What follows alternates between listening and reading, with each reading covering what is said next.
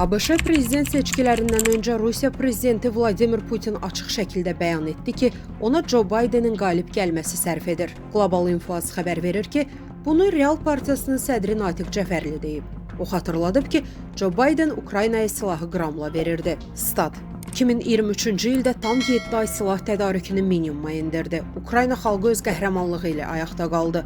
Bundan başqa, Biden Ukraynaya Rusiyanın ərazisinə sapantla daş atmağa belə imkan vermirdi. Qadağalar qoymuşdu.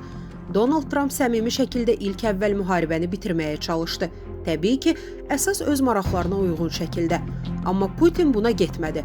Donbasda meşəbəyinin daxması uğrunda vuruşmağa davam etdi.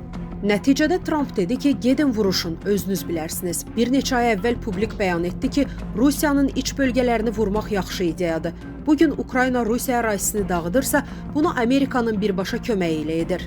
Natiq Cəfərli qeyd edib ki, Kreml qorxusundan Amerikaya heç nə demir, günahı Avropa İttifaqının üzərinə atır. Yaxşı, Putin niyə Amerikanın Ukrayna əli ilə vurduğu zərbələri dayandırmır? Niyə Krasnova əmr vermir ki, Ukraynanı məğlub etsin, təslim etdirsin? Bugün Rusiyanın düşdüyü durumun əsas səbəbkarı Amerikanın Ukraynaya heç bir qadağa qoymaması, silah sursatı, kəşfiyyat məlumatlarını, yeni texnologiyaları Avropanın puluna Kiyevə satmasıdır. Kreml buna qarşı heç nə edə bilmir. Ürəyində hardasan ay Biden deyib fəryad edir. Statın sonu. Əziz izləyicilər, xəbərlərdən məlumat əldə etmək üçün kanalımıza abunə ola bilərsiniz.